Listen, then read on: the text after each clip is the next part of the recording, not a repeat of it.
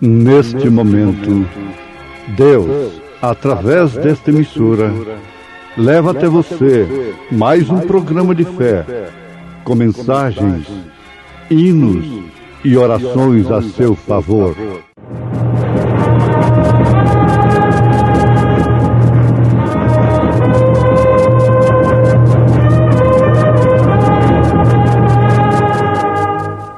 Fé para vencer. Somente crer, somente crer, tudo é possível, somente crer. O qual é a imagem do Deus invisível, o primogênito de toda a criação, porque nele foram criadas todas as coisas que há nos céus e na terra, visíveis e invisíveis, sejam tronos, sejam dominações, sejam principados, sejam potestades, tudo foi criado por ele e para ele. E ele é antes de todas as coisas, e todas as coisas subsistem por ele. Entrega a Deus a irmã Sara, cantando em momentos no tabernáculo da fé.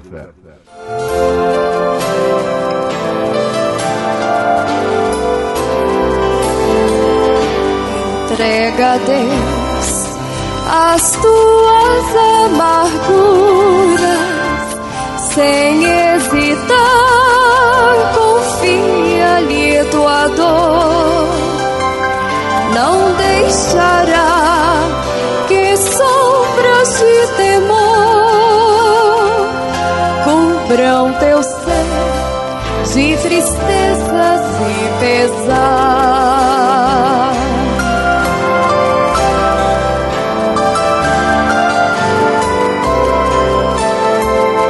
Entrega a Deus as tuas horas tristes, quando ninguém te pode confortar. Recorre a Deus, pois paz deseja dar ao coração quebrantado pela dor.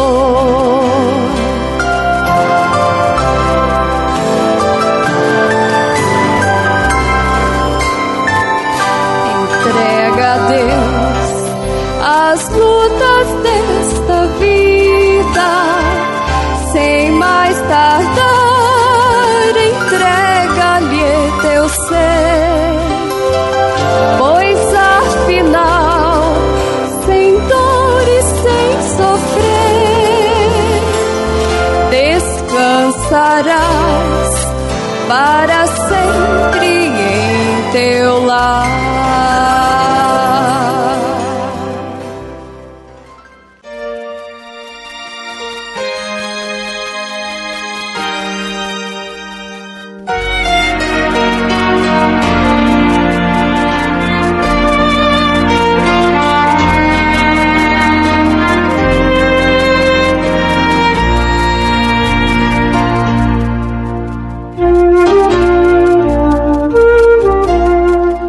Eles sabiam que era diferente. Ouvintes, o que realmente faz a diferença entre tantos e tantos segmentos religiosos? O que faz a diferença entre tantos e tantos líderes, e cada um tentando expressar mais unção, mais liderança, mais convicção do que o outro? O profeta de Deus fala isso na mensagem Cristo, o mistério de Deus revelado. Quando se tratava de um mensageiro como Elias, mesmo o inimigo sabia que era diferente. Acabe sabia, Jezabel sabia que estavam tratando com uma pessoa diferente. diferente de todo o seu conselho de ministros, que na verdade Elias tinha uma palavra que faria tudo que deveria ser feito, mesmo em relação ao juízo. Ele disse: segundo a minha palavra, não choverá por 3 anos e meio. Eles sabiam a diferença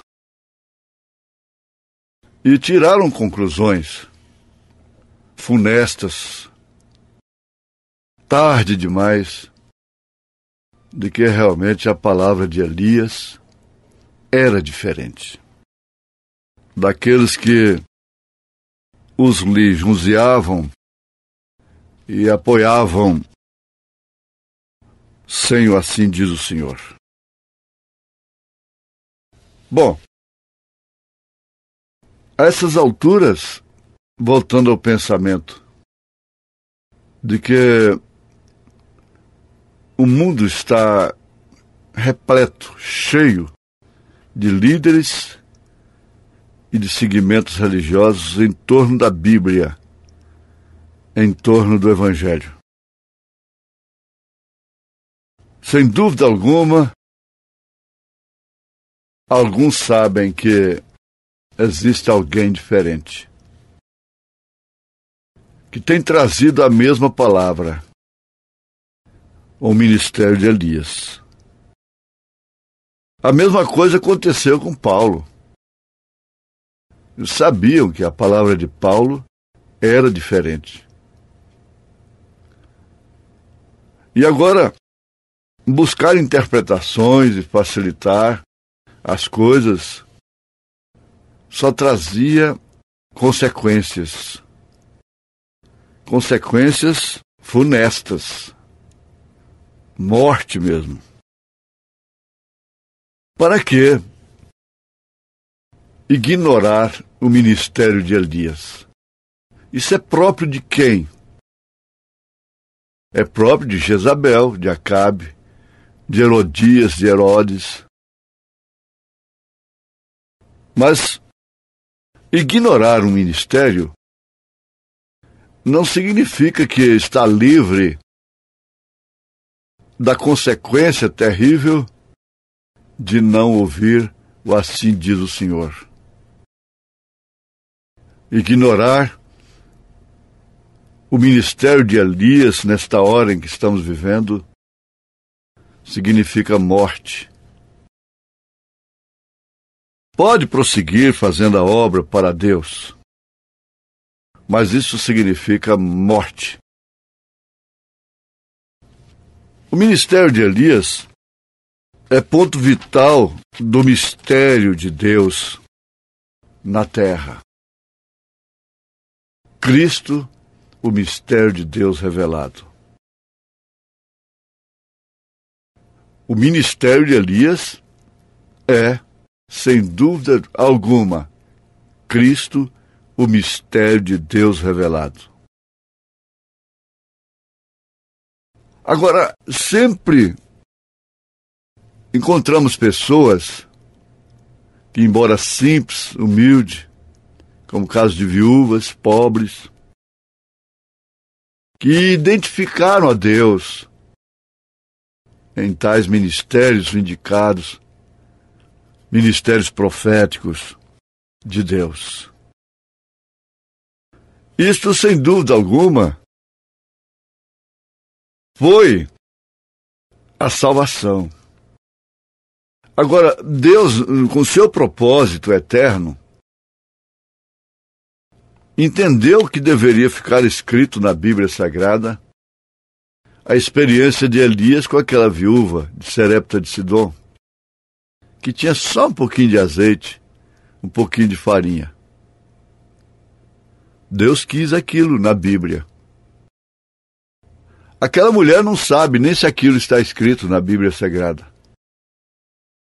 Ela jamais imaginou que o seu testemunho seria traduzido por todas as línguas, idiomas Olha, quer saber de uma coisa? Nem mesmo o próprio Elias. Mas o certo é que Deus não se deu por desapercebido em relação à importância desses fatos registrados na Bíblia, porquanto eles representariam para nós tipos perfeitos para nos segurar no centro do caminho, na verdadeira doutrina. Você não tem como vacilar se simplesmente tomar o tipo verdadeiro que o profeta reconhece. Você não tem que ser um tipologista caçando tipo, mais tipo, por aí. Isso não leva a igreja no rapto. Mas basta você saber a que hora estamos vivendo. Qual o tipo de vida viveu o momento em que estamos vivendo agora. Então você vai encontrar Abraão e Sara vivendo um período extremamente contraditório depois que receberam a promessa. Depois que receberam a mensagem. Você vai encontrar a viúva recebendo Elias em sua casa, dando o pouquinho que ela tinha e não faltando mais o azeite e a farinha para ela. Mas você vai encontrar a morte na sua casa, como ela também encontrou. E ali a palavra falada. Ora, isso não é para quem quer, não é para quem corre, é para quem Deus chama. Nós temos a Bíblia Sagrada recheada desses exemplos. O próprio Pedro, quando eles viram Pedro predizer aquelas coisas que chegaram a acontecer, ele predisse. Então, o que eles fizeram? Eles ficaram até, vamos dizer, no extremo de fé. E colocavam os enfermos ali, e a sombra de Pedro, ao passar por aqueles doentes, eles eram curados. Ele não tinha que fazer uma corrente de oração, eles tinham que dar tanto em dinheiro e aquela coisa toda. Agora veja que o essencial que Pedro profetizou está na sua carta. Ele está afirmando que o céu e a terra que agora existem estão reservados como tesouro para o fogo. É um ministério tão simples. Partiu de onde? Da pesca, do mar. No entanto, deixou ali profetizado a guerra atômica. Os elementos da Terra se desfazendo pelo fogo atômico. Há quanto tempo atrás aquele pescador humilde profetizou isto? Isto que é um assombro e que é uma novidade para a humanidade de hoje, foi visto, foi profetizado por homens que não foram cientistas, que talvez nem sabiam o que eles estavam falando. O profeta afirma isso.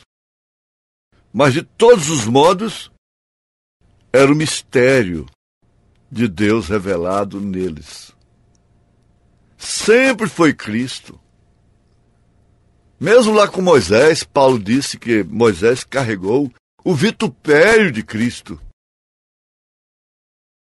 Então isso passa por nossas fraquezas humanas essa vida corriqueira de tropeçar aqui, cair ali, de levantar, de entristecer, de se alegrar, de sorrir, de chorar, passa por tudo isto, deixa tudo isso para trás. E veja lá a viúva, quando ela viu seu filho morto, depois de tantos milagres, tanto poder dentro de sua casa. Ela disse, olha, você veio aqui só para fazer flutuar a minha iniquidade? Era melhor que a gente tivesse morrido, eu tivesse morrido com ele, na nossa crise de fome. Mas não foi melhor. Não pense que foi melhor. Seria melhor você não ter nascido. Seria melhor você ter morrido ainda quando criança, inocente. Não pense assim. Quem recebe um profeta na qualidade de profeta, especialmente se tratando desse mistério de Deus revelado, que é Elias, não está recebendo somente azeite e farinha, não está recebendo somente meios para sobreviver essa dimensão humana, está recebendo também a ressurreição. Foi o que aconteceu lá na casa dela. Quando ela o recebeu,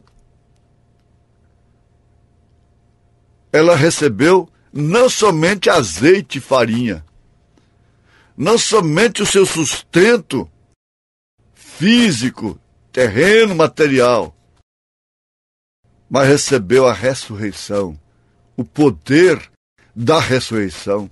O mesmo aconteceu com a sunamita, e o mesmo tem acontecido conosco. Nós não temos mérito nenhum.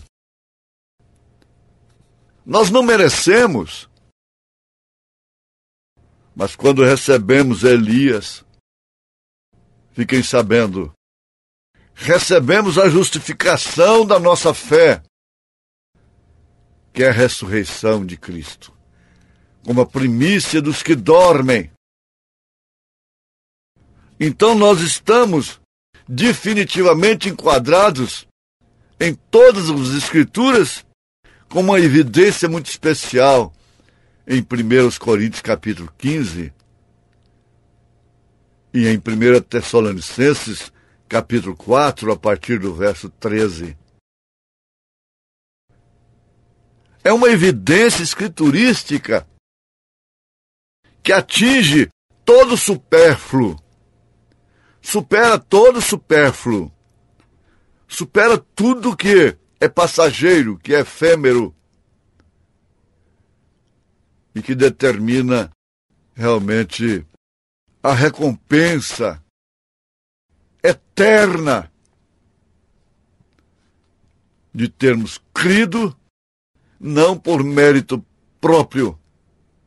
Não fizemos vantagem pessoal em crer em Elias. Não fizemos favor para Deus.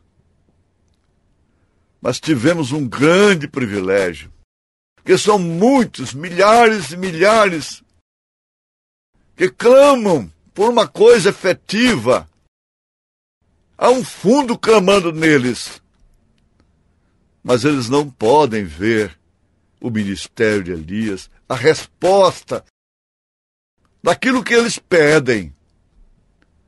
O profeta de Deus estava almoçando na casa de um diretor de jornal Batista, nos Estados Unidos, quando naquele dia estava na manchete daquele jornal: precisamos de um profeta para retornar. Para retornar. Comendo com o profeta, tendo reuniões com o profeta e clamando: precisamos de um profeta para retornar, para voltar ao original. Então, as pessoas que têm crido na mensagem de Elias devem ser agradecidas em tudo. Tudo que nós enfrentamos nessa jornada aqui não é para comparar com a glória futura que temos em Cristo Jesus. Ela enfrentou a morte dentro de sua casa. E aquilo foi praticamente um desafio intransponível. Quando tudo ia bem, era feliz, agora com saúde perfeita. Seu filho também, de repente, adoece e morre. Mas lá estava, mais uma vez lembrando, o poder da ressurreição. Aquele que traz essa convicção para nós, essa justificação da nossa fé, provou da morte. Provou da morte como filho. Ressuscitou como Deus. Deixando a morte e o seu aguilhão vencido, completamente vencidos. São Paulo, em 1 Coríntios 15, canta isso. Onde está, ó morte, o teu aguilhão? Onde está o inferno, a tua vitória? Então, Jesus, esse mistério de Deus revelado, afirma: eu tive que morrer para ressuscitar. O filho da viúva teve que morrer para poder ressuscitar. Sem morte não há ressurreição. Foi aí que Paulo estabeleceu uma ordem profética apostólica. Não quero, porém, irmãos, que sejais ignorantes acerca daqueles que dormem, como os demais que não têm esperança. Não quero. O Evangelho, que é o poder de Deus, vem ao povo com esta mensagem. Paulo afirmou isto. E que não era de sublimidade e sabedoria humana, mas era o Cristo ressurreto. Era aquele que derramou seu sangue, morreu na verdade, mas ressuscitou. Então você põe isso debaixo de seus pés. A morte é exatamente para que haja ressurreição. Foi aí onde ele expressou o mistério de Deus revelado, o poder de Deus para a salvação de todos que têm crido. Em nome de Jesus Cristo. Amém.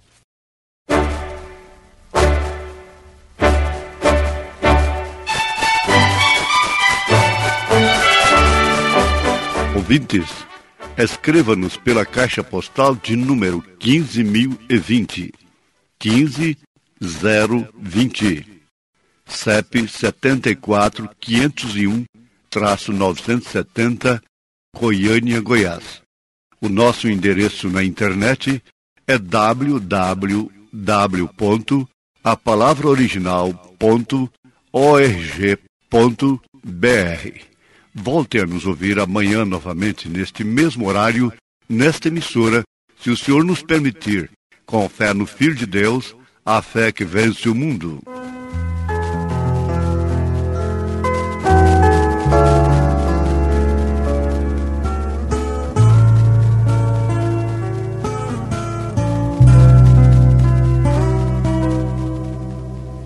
Tenho visto teu semblante descaído,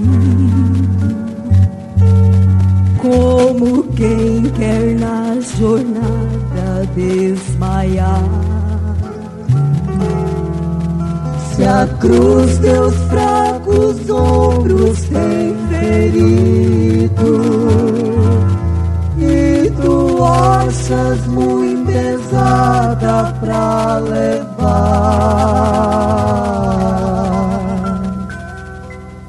ergue os olhos, vê a glória que te espera. Com as dores não se pode comparar. O choro pode durar uma noite, a alegria no amanhã despontará.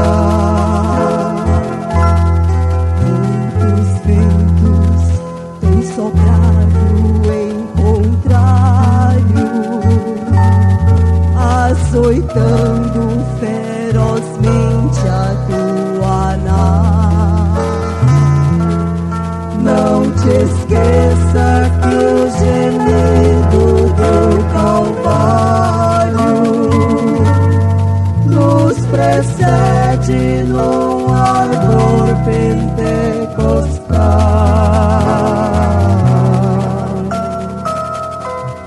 Quando olhas nas feridas de teus olhos, provocada por teus passos sobre a cruz,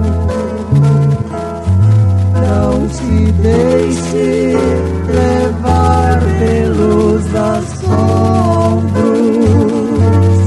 pois também feriram os ombros de Jesus. É certo que um dia o veremos entre multidões no espaço celestial. Ali gloriosos hinos cantaremos, as lágrimas não teremos jamais. Aqui o sol se põe, a nuvem passa, ali a noite já não haverá. Aqui na vida tudo é passageiro, ali eterno gozo durará.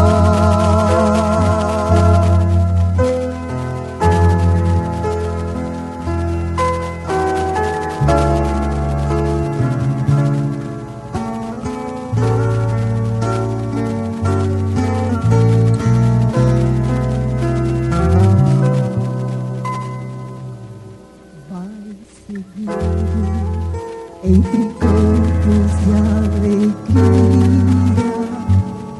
até chegarmos à beira do Jordão,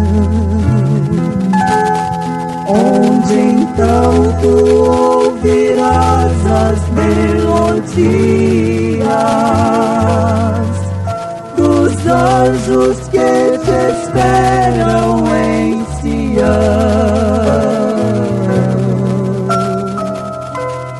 Quando olhares entre as pedras de brilhante, a luz indo pés e mãos de meu Jesus,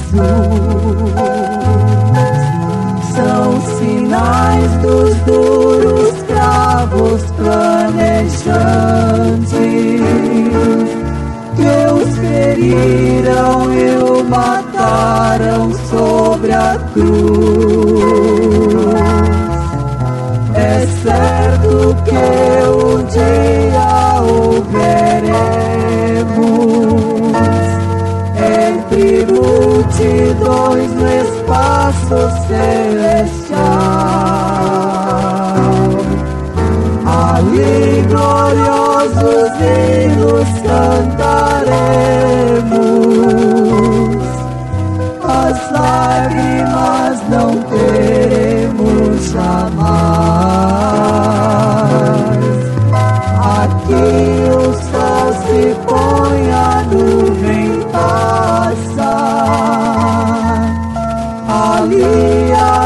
noite já não haverá. Aqui na vida tudo é passageiro,